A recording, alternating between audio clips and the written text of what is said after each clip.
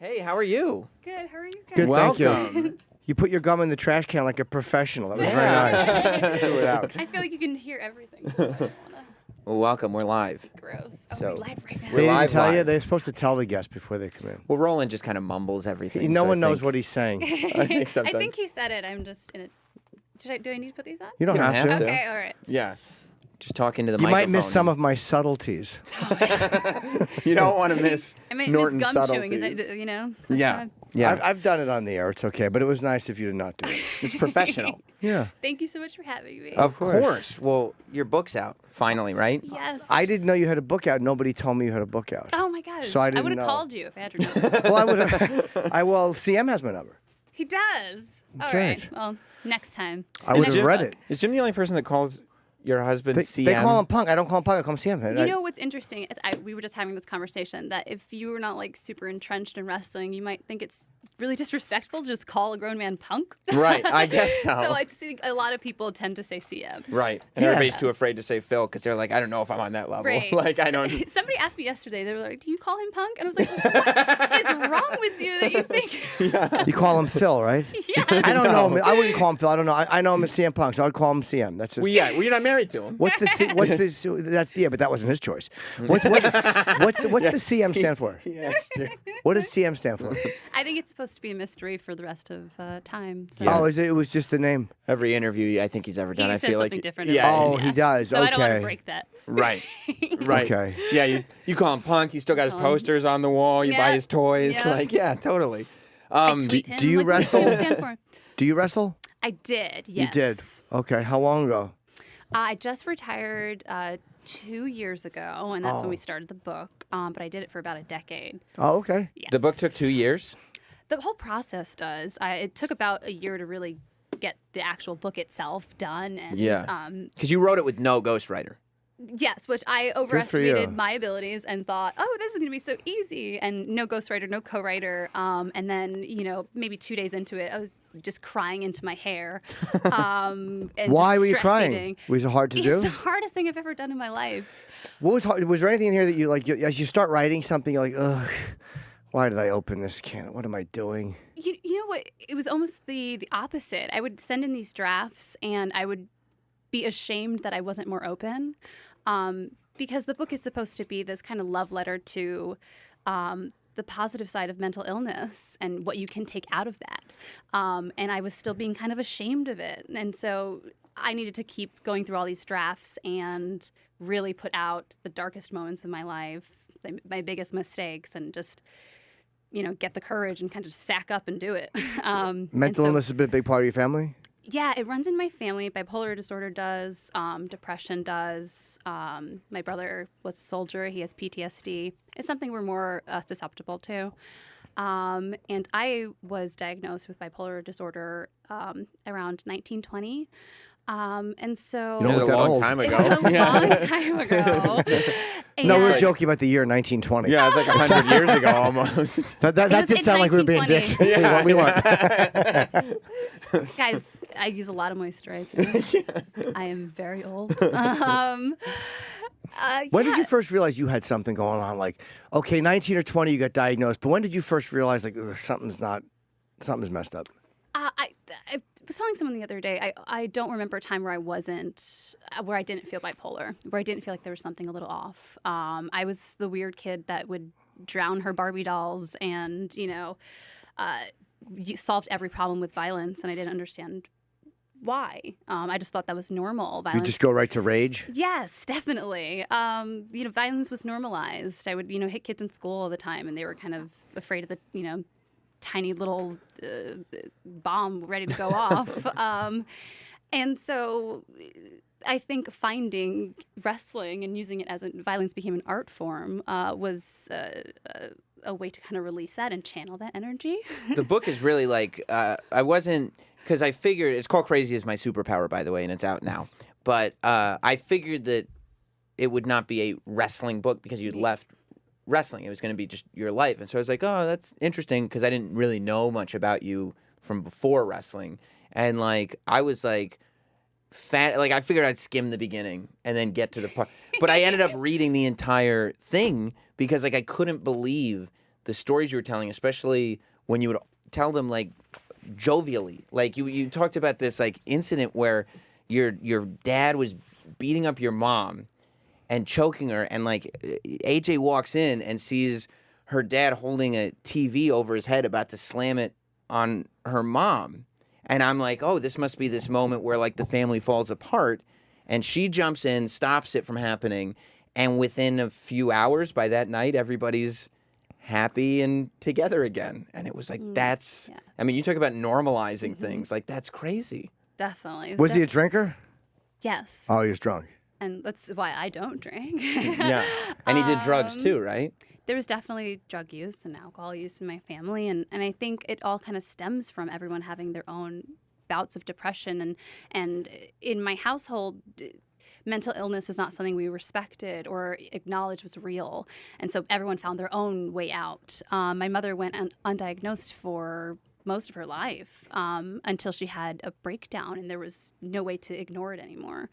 And so for me, the process of writing the book and kind of going back and reliving these traumatic memories was a way to forgive all of that stuff, realize that everyone was just dealing with these problems the wrong way, and to show people that you have to catch this stuff early and you have to treat it and respect its power, so it doesn't take over your life and you don't make these kind of decisions. Would you get beaten up by your father, or was he more like violent towards your mom? What I go through in the book is that my mother and I had more of a unhealthy relationship because of her bipolar disorder. She was more psychologically abusive to me, and the disorder controlled her. And you know, you grow up and you think you have this like movie villain in your house, and every moment is scary. And as I get older, I realize that I'm not angry at her. We failed her. Nobody stopped and got her help. We didn't, we were told that you had to be tough and ignore mental illness, and depression is for pansies, and that's just not true. You're so much stronger if you can say, oh, something's wrong with me, I'm going to go fix it. If you have the courage to just admit something. As long as someone's willing to help themselves, I think that's the key too. Yeah. Like, because with mentally ill people, and I've certainly dealt with enough myself, and I got my own problems, but if there's a certain thing where they use it and they're like, they expect to be, well, I'm mentally ill, you have to, and they don't want to help themselves. So if someone's willing to, I'm going to take a step and try to fix myself. And that's definitely the first step, is you acknowledging it and wanting help and reaching out to your support system that hopefully is listening and can help you out. It's a team effort, it really is, because it affects everyone. That treatment thing, based on where you came from, had to be tough, like to actually go and get it treated. Because even there was a thing in the book too, when you're like a little kid and you get your head cracked open. Right. And you're like... Wait, how did that happen? My sister, who's here, is going to be mad at me for sharing this. She dropped me. We would kind of mess around, and she dropped me on my head. And I started to get really woozy. And then my mom came over and was like, "Why does your hair look so messy?" And started combing my hair, and all of my hair started to fall out, and there's just blood everywhere. And we were just so afraid to be like, okay, something's wrong, or we need to go get help in any situation in life. And right, like you were rewarded for not going to the hospital. Not going to the hospital. Like it was like, yeah, you're tough. Good for you. We'll wrap it up and you'll be fine. Put a towel on it. Sleep it off. So you didn't get picked up by an ambulance, and then when they picked you up, you say, "Pray for me." I did that when I was a boy. No, you didn't. I told the story. Oh, you weren't here. I told you the other day. I don't remember. Maybe that was Monday. I told the story. Yeah, Sam was not here. Oh my God, what happened? I got hit with a baseball. I'm sorry, I was referencing something, and in my head I was 13, and blood gushed, and so I went home, and they called an ambulance, and I told my mother on the way, or the ambulance person, I'm like, "Pray for me." What if your last words had been "pray for me"? Then it would have showed how ineffective it is. There you go. Yeah, There exactly. you go. Oh, I thought you were here. I had no idea. That's so pathetic. Yes, it is. But how old were you when that happened? Heartbreaking. Probably 5. So as a 5-year-old Five. girl, you handled it better. Okay. You were twice as old then. Yeah. And No, more than 12. I was 13. Did your parents, like when you said "pray for me," did they react like what? I don't remember. I think I said it to one of the ambulance people. Oh my! Oh my So the God. ambulance people of all people knew there was nothing wrong with you. You were Yes, like, they "This did. is it. I can feel it." Yep. I had a good run. Yep. But even that, like if you're not getting treatment for a physical thing, like my head is cracked open, like, I can't imagine getting to the psychological place where you would think I should get treatment for mental illness. Exactly. Because it's invisible. And, not only in just acknowledging mental illness is there's such a stigma around it, but growing up in this Hispanic household where everything is, about machismo and toughness, and also you grow up in such hardship. We got evicted more than 20 times. We were homeless. We lived in a car. We lived in a motel for almost 3 years. Hardships and pain was normal, and you just toughed through it and you didn't complain. And so to stop and be like, I'm sad and I need to recognize this, was the weakest you could possibly be in my family. And that's such ass backwards thinking. Yeah. And so that was something I had to kind of shake off. And the only way I actually started getting help was when it was sort of too late for my mother. My mother overdosed and ended up committed, and that was really my wake-up call where I was like, okay, I can't end up there. I have to take care of myself and find my own way. And so you're married to CM Punk now. You were there times when you first met where he would be like, "What's going on here?" Or did he know Right, if there's an immediately, episode or or something. or would you have episodes that he would go like, what's happening? This is crazy. We were really good friends for a long time before we ever dated, and so he knew. He knew what he was getting into. I like to say. Okay, so that's the worst too, because he can't even be mad about it. He's like, all right, I signed up for it. Yeah, I did. It would have been great if I didn't tell him, and then we get married, and then I'm like, "Ha, you bought this." So will you just irrationally scream when you get upset, and will he go like, look, I know what this is, and not feed into it? So I think when I was younger, for sure, everything was solved with violence, and everything was so volatile, and through actually getting treatment and going to therapy and being around the right medication, I feel like I have more of control over it. I'd say the thing that is a struggle every day is the depressive cycles. It's those cycles where you just wake up and you feel like you are covered in dark clouds, and you can't get off the bed, and you weigh 100 pounds heavier, and those days are the hardest. And he tries his best to help me through those days, and I just had one not too long ago, and my birthday was was a few days away, and it was my 30th birthday, and I was so excited. And I was bummed out that I was, basically going to miss my birthday because these cycles last maybe a week or two. Oh. And But you know when you're in it, like you're I know aware. when I'm in it now. Yeah. I think when I was younger, I would really throw a pity party and cry, but now I'm so educated about it. I know, okay, these emotions aren't real. Let's just power through it. And he was so great, and he surprised me and flew one of my best friends in to try to lift my spirits for my birthday, and it worked. Sometimes you just need support. Do you find with stuff like that, like when you're feeling like it's a physical feeling, it's a weird thing in your neck, down to your stomach. It's a head, like a thickness. Yes. And it's almost addicting. Like with getting angry, like if you get mad about something and then you start thinking about how I was slighted, that motherfucker, and I can feel but it feels good in a weird way. And it's hard not to do it just because it's like eating sugar or Right. doing something else crazy or sex or drugs. It's a rush, even though it's shitty. Yes, definitely. And especially with bipolar disorder, there's two ends of the spectrum. There are depressive cycles and there are manic cycles. And so many people who are bipolar love their manic cycles because you are on top of the world. You have so much energy. You get stuff done. And a lot of times people around them Love enjoy it. the Yes, manic because part. Oh my they're God, That's when yeah. they're captivating and Yes. fun and unpredictable and like. And there is a lot to that. Like sometimes it does help with creativity and writing. It actually can be a useful tool, but you have to be careful because there's a very thin line between that and being like, I'm immortal. I can run in front of this car. It really gets there really fast. At what point did you really? Because I've people in my family that are close that are bipolar, and the most difficult part for us and really for them is balancing medication and that feeling of you get the right balance, you feel better, you stop taking the medication because you think you're better. Right. And it's just this cycle that just continues on, and it almost becomes one of these sad things where even when it's good, you're like, it's good today. Right. You know what I mean? Exactly. And that's the thing why people get so overwhelmed and they don't want to even start treatment.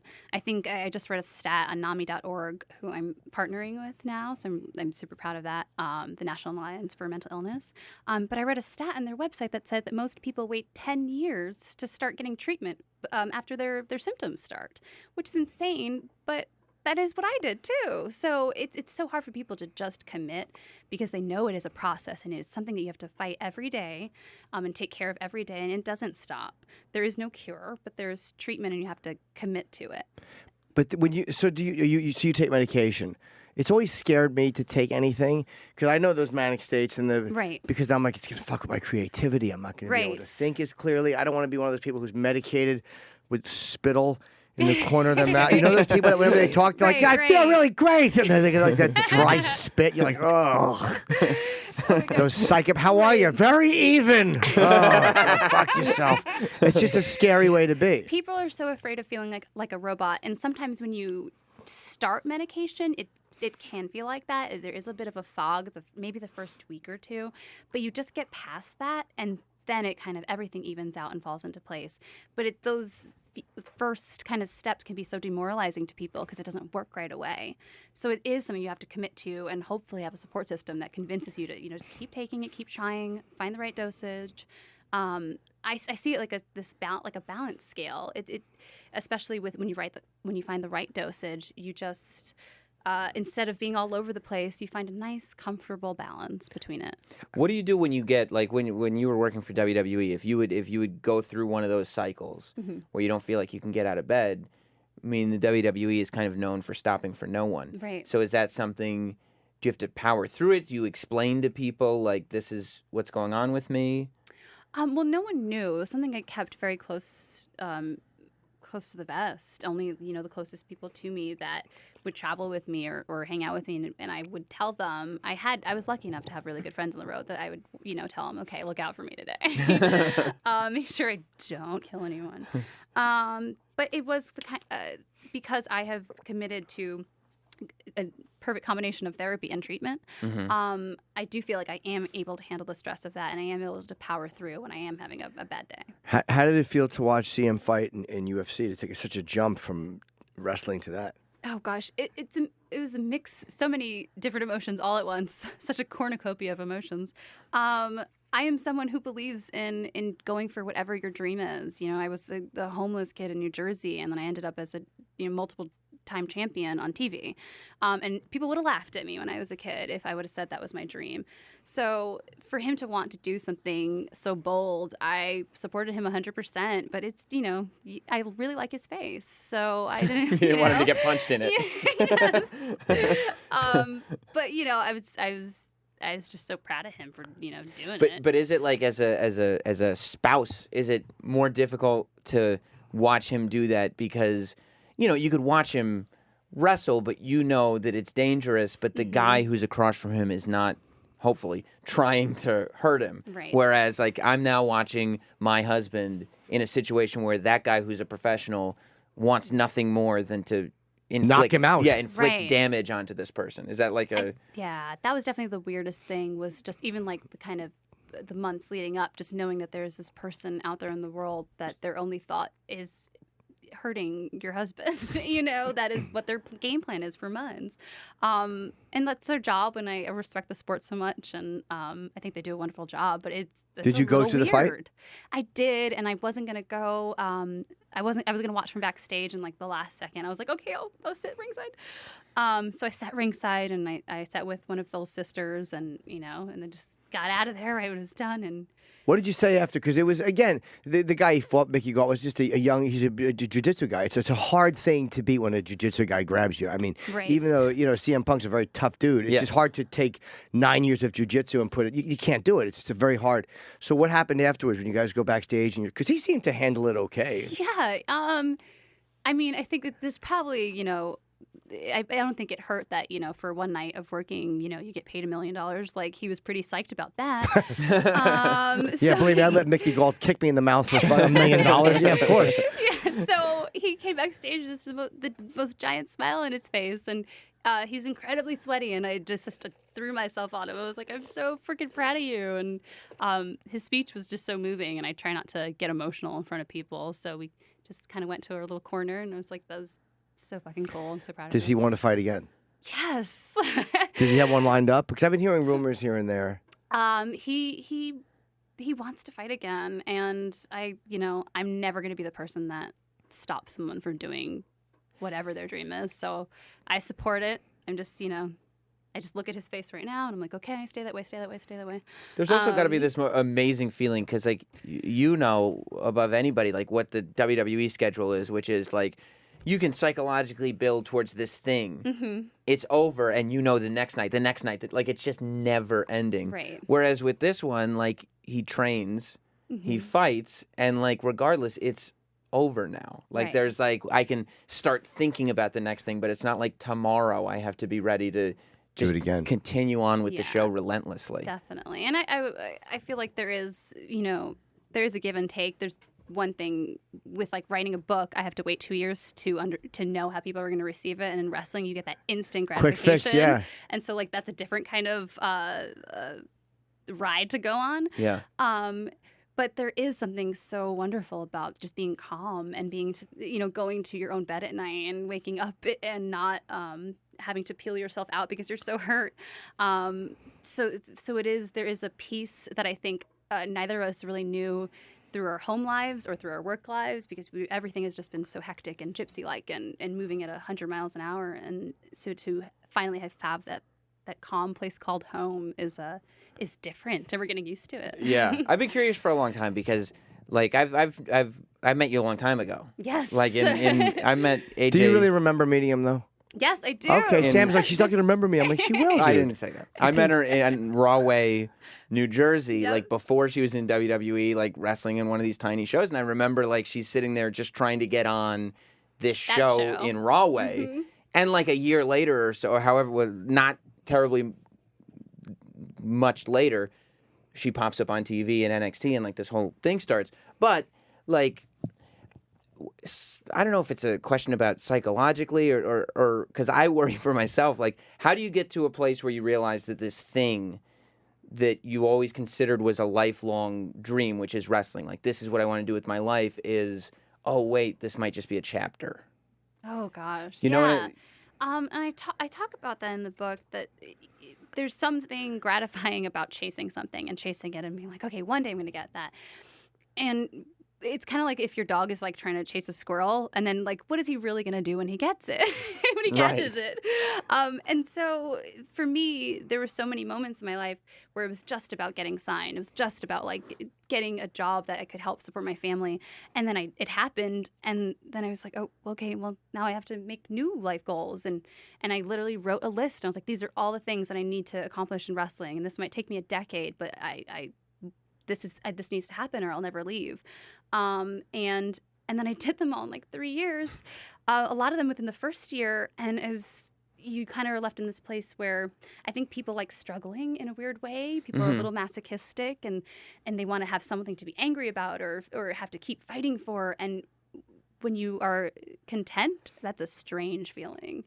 And so you have to say, okay, what is the next goal? What's the next big thing I need to accomplish while I'm still healthy and still young and can still have opportunities?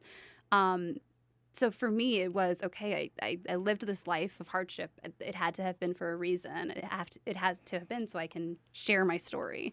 And that's when this started kind of becoming real. So you treated this isn't just like, well, I don't want to wrestle anymore, so I got all this time, so I'm just going to write this book. This is like, you treated this the same way. Like, this became the new dream.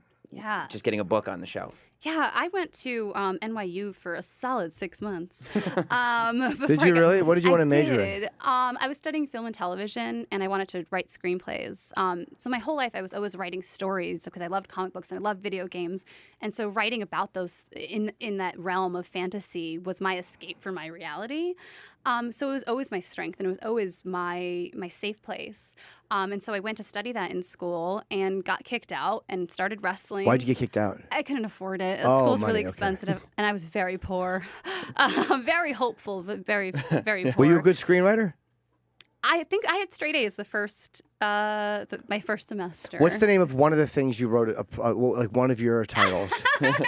Just the title. Yeah, I want to know what the title is. Yeah. I can't remember. I cannot remember. But I will probably make them now because you're gonna write I 'em have now. practice now. So writing has always been, before my body was my weapon, my brain was.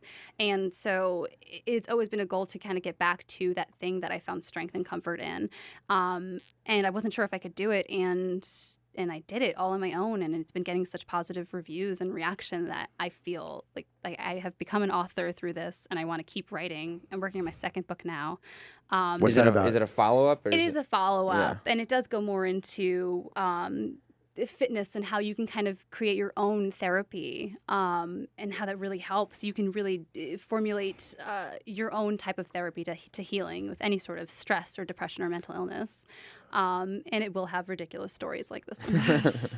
Well, it's great though that you're talking about that stuff. A lot of people, kind of keep it quiet, but then you look at how people had fucked up childhoods, and it's like, yeah, a lot of people have. A lot of people do, and you get so ashamed and you bottle it up. And if I can put it out there and I can talk about the darkest stuff while like throwing in a dick joke or two, I think that makes people listen a little bit more. It's my whole life you just described, yeah. So, were your parents living? Yes, they are. Okay, are they kind of healthier now? Or are they both still messed up? They're both a lot healthier and calm and content. And I think, being calm and content is worrying for them, because it's something they were never used to. So I'm just trying to get the whole family to be comfortable being happy. How do they feel about your book and the things you talked about? I hope they're okay. Oh, they haven't read it? They have not read it. Oh. You had to mention the TV? Oh, my Lord. That is a thing. I do kind of, this comes out into the world and I'm like, okay, who am I rubbing the wrong way? But at the end of the day, it's going to help more people. And I don't care, what it does to me. I need it to help people, and I'm willing to kind of expose myself for that. And the book is called It's Crazy As My Superpower. AJ Mendez Brooks is who we're talking to. I mean, people know that, but if you're just tuning in. What was it like when you started making real money? Because, I mean, you're really, in your 3 years, you were extraordinarily successful. So, like, when money starts to come to you and also to your family that never really had it, right? Was that a difficult thing to inject into the equation? I think definitely. My sister and I were always the parents to our parents, and as like emotionally and like working at a supermarket to fill the fridge. And so then when I was making real money, it became okay. Now you can do everything, and so that was a balancing act. So I felt like I've had children my entire life, but it was really cool, and you never stop feeling like a poor girl. So I never, I still shop at Target, and like I'm happiest there. It's always like if you compensate in one of you either spend everything because you're so excited, or you don't spend anything because you know it's just going to disappear. Exactly. Which do you do? I think I appreciate money, and I know how fleeting it can be, and I will never be where I was ever again, and I'll make sure of that. Did you have to deal with, Reggie Jackson said when he made money from the Yankees, that he would allow everyone in the family to come to him once for money. Like, you can come to the well one time, and that's it. Make it good, and I'll see if I can help you if I don't. So did you have people calling you all of a sudden, like you're like, oh, Christ, this... Yeah, definitely. I like all of a sudden gained a bunch of like cousins I didn't know I had. Right. Everybody starts reaching out on Facebook and finding you. Yeah. Yeah, but I think I should have implemented that, and I might now. I'll be like, all right, you have one more, everybody. But yeah, I think that is rough because you want to be a caretaker, and if one of you succeeded, you want to bring everyone with you. But you also have to know the balance of you have to take care of yourself first before you can take care of anyone else. Yeah. But yeah, we don't, my husband as well, he grew up poor too, and we don't take our money for granted. We're very careful. And That's smart. Yeah, I think so. I'll spend money on video games till the cows come home, but that's about it. That's a luxury you could let yourself, like, as long as you're not buying, Porsches or just different houses. I love people who have 8 houses. What are you fucking doing? You can't sell most of them. It's like a status thing, and we don't give a shit what people think about us, so like, we're happy with what we have. Chicago, right? Yes. Do you guys, I guess you and Punk would be in the same boat. CM.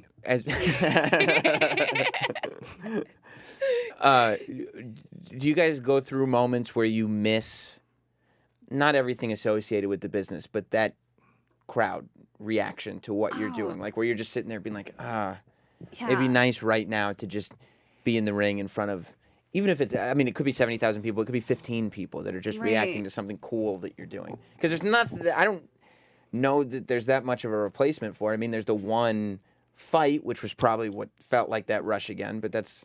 But there's nothing like that every single day Exactly. for 300 days a year. I mean, I think him and I have differing views on that for sure. My heart is always going to have this giant place for wrestling, and so I'll always miss that moment right in the ring when you feel the energy from the crowd. There's nothing that can replace that. But I think you need to also appreciate the different kinds of happy there are. So I have positive memories of that, and I miss the fans, and so doing these like autograph signings and seeing these people that I've seen for the past 7 years. Totally. Is the coolest thing in the world to me. So it's nice to kind of see them again. But he's okay without the crowds. Because you said you had differing. He's very okay. But I do want to mention, I hope everyone comes out to Tribeca tonight. Yes, all the book signings that are happening. You got a book signing in Tribeca tonight? We're in Tribeca, Barnes & Noble tonight, and then we're in New Jersey tomorrow. Are you at Bookends in New Jersey?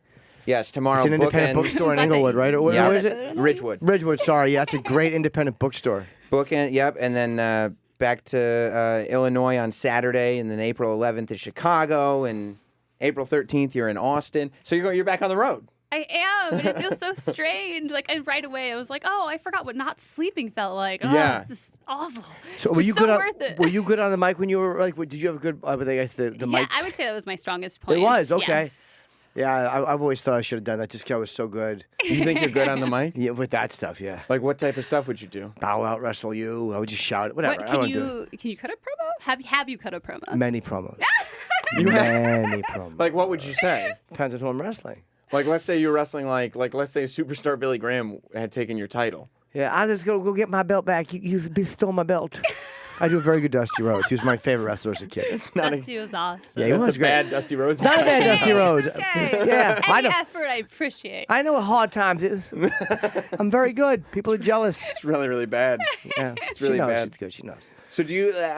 Since you have differing points of view, that's got to be difficult. Do you have moments where you're like, oh, I kind of want to turn on this match I watched growing up, or I kind of want to see what's going on TV, while your husband's like, don't put that shit on in my house. Oh my gosh. Well, I can't watch myself on TV. Like that started to give me real anxiety. But for me, and I've said this a few times, but it sort of feels like if you go through this like healthy mutual breakup, no matter like how okay it is, you're not hanging out right after. You know, you are taking some space. And Sure. you're like, I hope they find someone, that Oh, can I never heal do them. after a breakup. I'm like, I hope they die in a fire.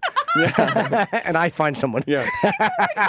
Jim hopes they find somebody as he's waiting outside their apartment window. Exactly. I hope they find somebody and they're miserable. I hope I find a nice person. Either way, you're probably not getting coffee. Right. So that's sort of what it feels like. So so much of my life was being a fan, and like I would love to get back to that feeling and that suspension of disbelief. But you're not quite there yet. I'm not there yet, Needs but more I hope space. I can be one day for sure. Yeah. Well, you got as close as one can possibly get. So in order, you have to distance yourself that much before you can. What do they say? How long it takes to break up? Half the time in the relationship to get over it. Right.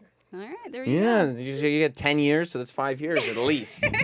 We have to. Man. Yes. We have 1 minute left. Well, we have to wrap up, but the book really is good. Thank you. You did so a much. really great job, and the stories are like, it's funny. There's one thing that just made me giggle. Like you were sitting there with your brother watching wrestling, I think, and it was like the first time your brother had said anything like nice to you. Right. He was like, he said something like, "Oh, do you think that's cool?" And little kid AJ just responds like, "Yeah," and she just starts talking up a storm and asking if they want to share friendship bracelets. And Yes. I was desperate for his approval. That's what started all of this. There's a lot of Yes. a lot of really funny stories, and as a wrestling fan, I will tell you that the family stuff is my favorite part of the book. Wow, So that's I thought awesome. it was really, really good. So Crazy is My Superpower. It's out now, and check out the book signings. AJ Brooks on Twitter. If you yes. want to find the signings, I'm sure you. And AJMendezBrooks.com has all the listings for Yes. the book tour. And thank you very much. This was fun. Yeah, and Thank you, congrats on guys. everything. Thank you for having Yes. me.